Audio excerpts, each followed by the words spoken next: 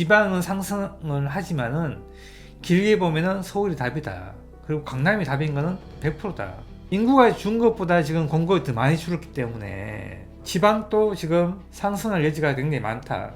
지방 같은 경우에는 얘를 나쁘게 평가하는 게 아니고 얘를 기회의 물건으로 한번 봐달라고 저는 그렇게 말씀드리고 싶습니다.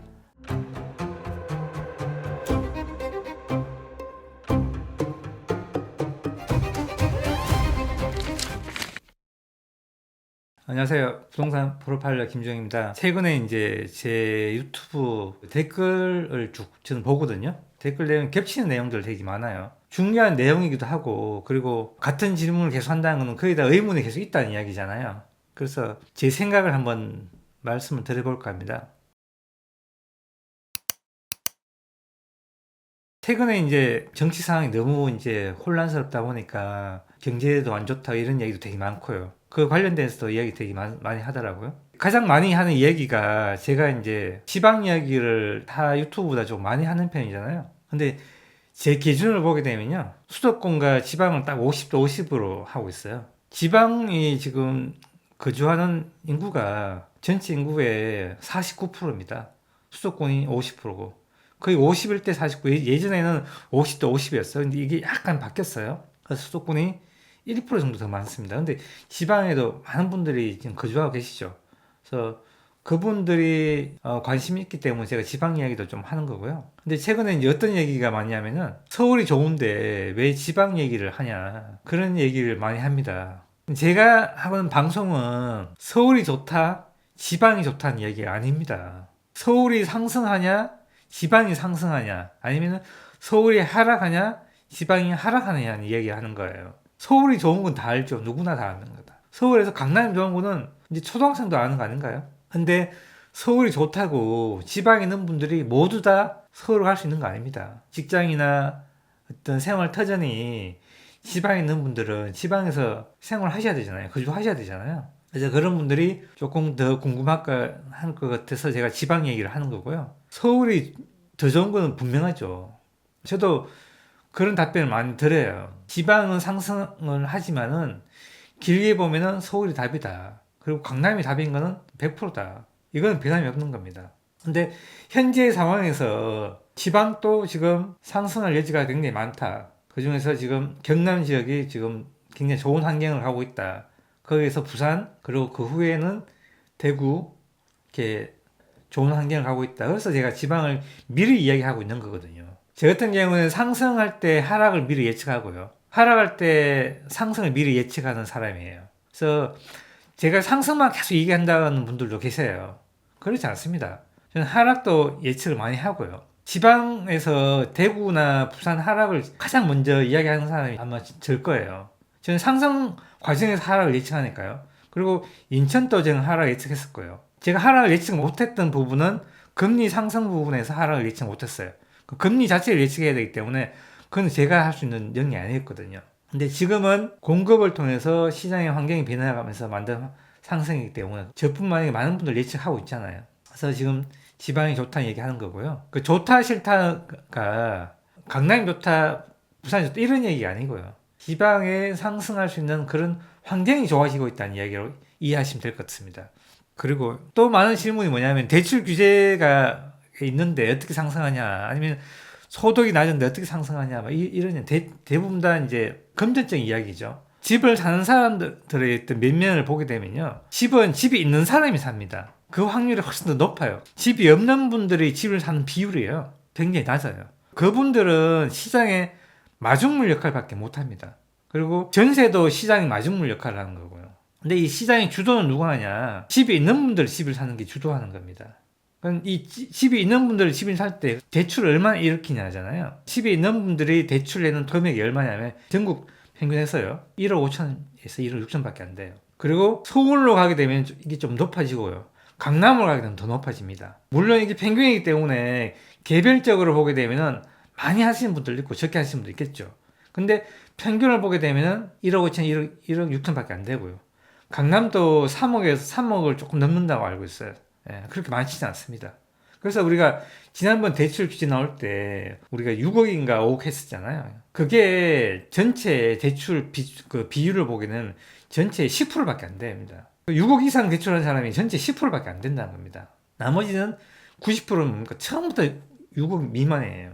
왜 이렇게 적게 하냐? 담보대출은 직장인들이 하잖아요. 물론 사업하신 분들은 사업자 대출을 하죠.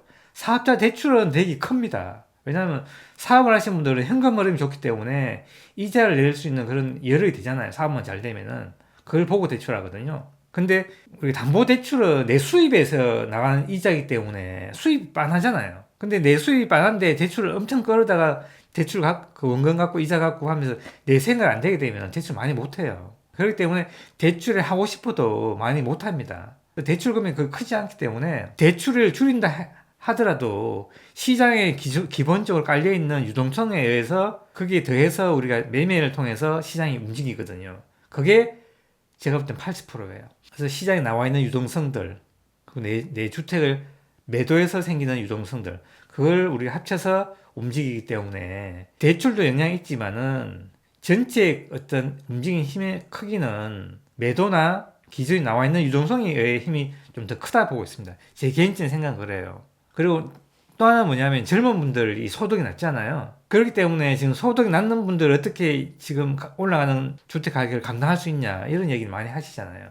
물론 그 얘기 맞거든요. 우리가 소득이 못 따라가게 되면요. 시장 선택에 의해서 우리가 고가 아파트를 선택하지 않게 됩니다. 시장이 자연대로 그렇게 가게 돼 있어요. 근데 지금 그 가격을 따라간다는 이야기는 지금의 우리 소득이 감당하고 있다는 얘기일 수도 있거든요. 이거는 전세도 마찬가지예요. 전세 상승이 내 소득을 못 따라가게 되면요. 내가 월세로 선택하게 돼 있습니다. 아니면 반전세를 선택하게 돼 있고요. 그 시장의 선택이에요. 그건 임대를 놓는 분도 마찬가지예요. 내가 전세를 10억에 전세 넣고 싶잖아요. 근데 10억을 넣어봤어요. 어떤 지역에. 근데 10억에 전세 도로가 없으면은 그 지역에 그 전세에 한계인 거예요. 그러면은 임대인도 얘를 반전세를 놔야 됩니다. 그게 시장의 선택이에요. 근데 전세자금 대출이라는 게 지금 생겼잖아요. 생기면서 전세는 조금 과하다는 생각이 저도 또 했었어요. 우리 소득보다 너무 빨리 전세가 오른다 했었지만은 원래는 전세도 대출을 하지 말았어야 되는 게 저는 맞다고 보거든요. 그러면 자연스럽게 전세에서 월세로 가야 된다고 저는 보고 있었어요. 근데 전세 대출을 했기 때문에 전세가 과다하게 올라간 건 사실이고요. 지금 전세자금 대출을 좀 줄이고 있잖아요. 방향은 전 맞다고 보고 있습니다. 전세 얻는 분들한테는 조금 힘든 상황이지만은 시장의 방향은 맞거든요.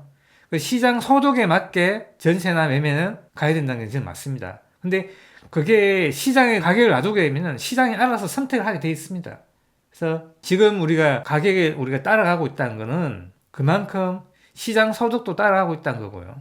그리고 전세도 마찬가지일 수도 있고요. 근데 우리가 서울 가격을 보게 되면은 도저히 우리가 감당 안 되게 보이잖아요. 근데 서울은 여러분 좀 다르게 보셔야 돼요. 서울은 서울 지역에 있는 소득만 하면 안 되고요. 전국에 있는 사람들의 우리 상위, 그러니까 5분위에 있는 소득을 기준으로 하는 게 맞습니다. 서울 지역은요, 전국에 있는 사람들이 가지고 싶은 그런 자산이거든요. 그래서 서울은 서울 소득으로만 비교의 대상이 안 된다. 좀 그렇게 말씀드리고 싶고요.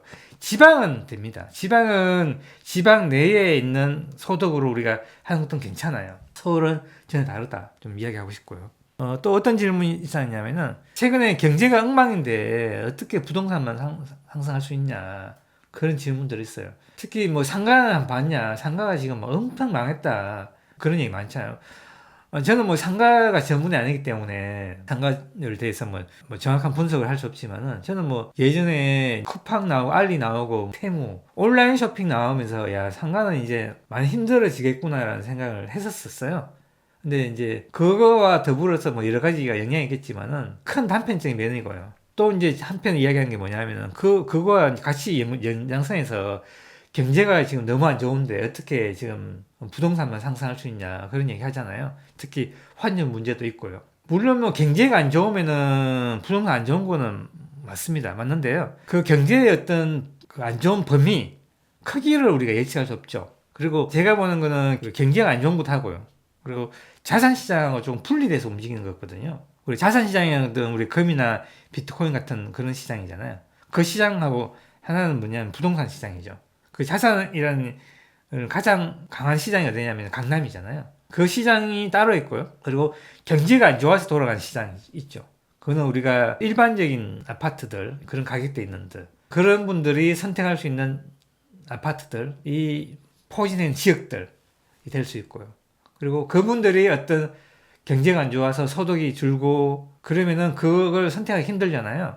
그러면서 담보대출에 어떤 연체율도 생기고 또 뭐 매도 물량도 생기고 이런 거잖아요. 그 부분이 있고요. 한쪽엔 자산이 상승하는 부분이 있고 두 개의 시장이 갈라져 있다 저는 보거든요. 그래서 지금의 시장은 분리되어 있기 때문에 제가 늘 이제 이야기하는 게 뭐냐면은 제가 구축까지 시장에 안 갈 수도 없다, 뭐 갈 수 있다 이런 얘기를 아직도 고민하고 있다 그런 얘기 하잖아요. 그 부분이 일정 부분이 뭐냐면은 경제가 너무 안 좋아서 그렇거든요. 물은 위에서 밑으로 흘러가지만은 돈은 밑에서 위로 올라가거든요. 그래서 우리가 돈을 뿌리면은 그 돈이 다 어디로 가게 되면은 돈을 잘 버는 사람한테 갑니다. 그래서 잘 버는 사람들이 돈이 모이기 때문에 그분들이 선택할 수 있는 자산들은 올라가게 되어 있습니다. 그래서 제가 신축을 해야 된다, 좋은 곳을 해야 된다는 이유가 그거고요. 그래서 지금은 그런 환경이기 때문에 경제가 안 좋아도 올라갈 수 있는 환경이 한 부분은 있다. 저는 그렇게 보거든요. 그게 위치 좋은 곳이나 신축 위주, 그리고 부자들이 선택할 수 있는 곳, 그런 곳들은 여전히 상승할 수 있다. 저는 그렇게 보고 있고요. 또 만약에 공급이 극단적으로 적게 되게 되면은 그런 분들이 선택할 수 없는 분들이 계시잖아요. 그분들은 공급 때문에도 흔히 말하는 2급지, 3급지도 갈 수 있다.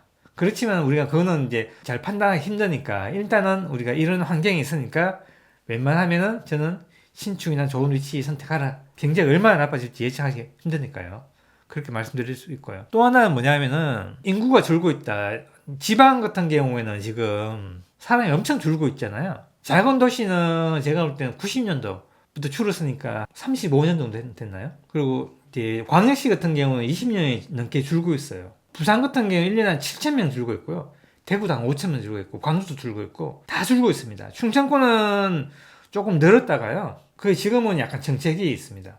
늘지는 않고 있고요. 근데 우리가 이동하는 사람들이 보게 되면요. 물론 직장 때문에 이동하는 게 되게 많고, 그리고 자연적으로 이동하는 사람도 있어요. 근데 대부분 다 우리가 이제 지방에서 주는 인구들은 직장 관련돼서 우리가 수도권으로 가는 경우가 대부분입니다. 그래서 5,000명, 7,000명 이렇게 이동하는 게 보게 되면 대부분 다 젊은 층들입니다. 젊은 층들이 이동해서 그분들이 수도권에 자리 잡고 그분들 집에 살기 때문에 수도권은 훨씬 더 유리하긴 하죠. 근데 지방이 젊은 층은 줄긴 하지만요. 기본적으로 우리가 늘어난 가구 수가 있거든요. 그 가구 수에 의해서 시장이 받쳐주고 있고요. 그리고 광역시 같은 경우에는 그나마 주위에 있는 위성도시들, 대구 같은 경우 경산이라든지 우리가 구미 이런 위성도시에서 매매 수요가 들어오거든요. 그리고 부산 같은 경우는 뭐 김해 양산이라든지 우리 창원 이런 지역들에서 또 들어오고요. 그렇기 때문에 우리가 거기에 지방에 있다고 해서 반드시 시장이 나쁘다고는 할 수 없고요. 그리고 인구가 준다고 해서 반드시 나쁘다고도 할 수 없습니다. 왜냐하면은 예를 들어서 우리가 서울보다 더 많이 오르고 있는 상주라는 도시를 보세요. 거기는 10만도 안 된 도시예요.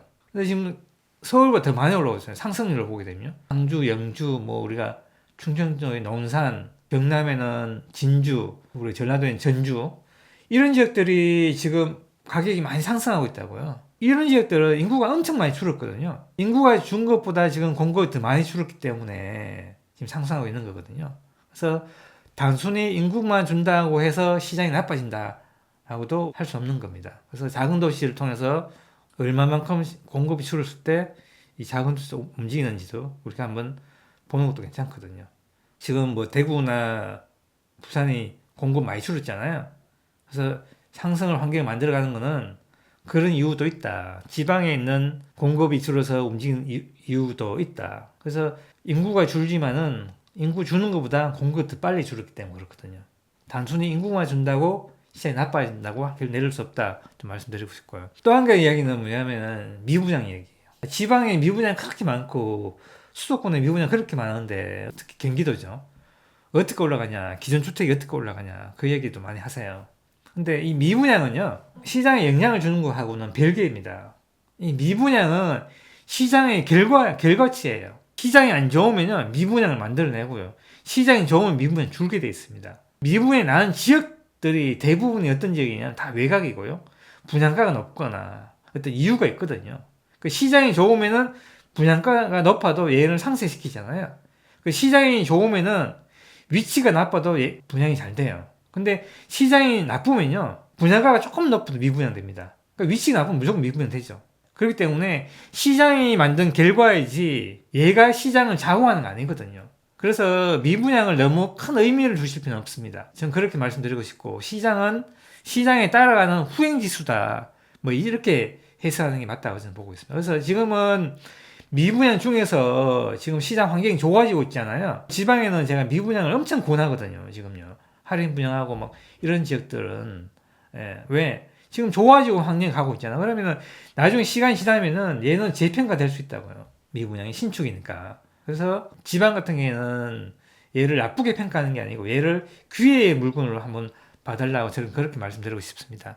또 가장 많은 질문이 뭐냐면 이거는 좋다 싫다 이런 얘기는 아니고요. 연식과 위치 중에 어느 걸 선택해야 되냐 질문 중에 가장 많습니다. 이게 좀 어렵습니다. 왜냐하면은 내가 그 지역에를 정확하게 이해를 하셔야 돼요. 그 지역에 대한 이해도가 굉장히 높아야 됩니다. 제가 예전에 헬리오시티 있잖아. 서울의 헬리오시티 송파구 가락동에 그거 분양할 때 하고요.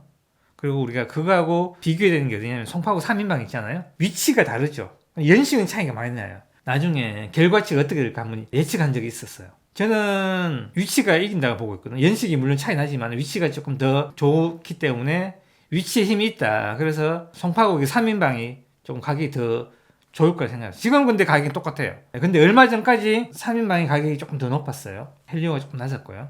근데 최근에 헬리오가 올랐다는 거는 정청동에 있는 올림픽 파크포레노 있죠. 걔가 들어오면서 송파구 따라갔습니다. 여러분 그래프를 한번 보세요. 똑같이 올랐거든요. 그래서 주위의 어떤 영향을 따라서 또 달라지거든요. 그래서 이 지역에 대한 이해도가 굉장히 필요하고요. 이 지역이 어떤 영향을 받는가도 되게 중요합니다. 그래서 내 지역보다 더 나쁜 위치가 상승한다면 얘는 또 가격이 올라가거든요. 이런 게 영향이 아주 복잡하기 때문에 그 지역에 대한 이해도가 굉장히 높아야 돼요. 결론이 없는 거예요. 그래서 위치와 연식 어떤 게 더 중요하냐 하면은 결론이 없고요. 그래서 위치에 대한 이해도가 굉장히 높을 때 내가 거기를 판단할 수 있는 겁니다. 그래서 연식이 나빠도 내가 여기는 힘이 있구나. 근데 연식이 있어도 힘이 없는 곳도 있거든요. 그런 지역들 내가 구분하기 위해서는 거기에 대한 이해도가 굉장히 높아야 된다. 이 공부를 굉장히 많이 하셔야 돼요. 좀 그렇게 말씀드리고 싶어요. 그래서 오늘은 제가 이제 그 댓글 중에 여러 가지 내용들을 조금 했는데 그 중에서 중복된 내용들 굉장히 많았었어요. 그 내용들을 제가 쭉 뽑아서 한번 답변을 드려봤습니다. 도움이 되시는지 모르겠습니다. 여기가 하겠습니다. 감사합니다.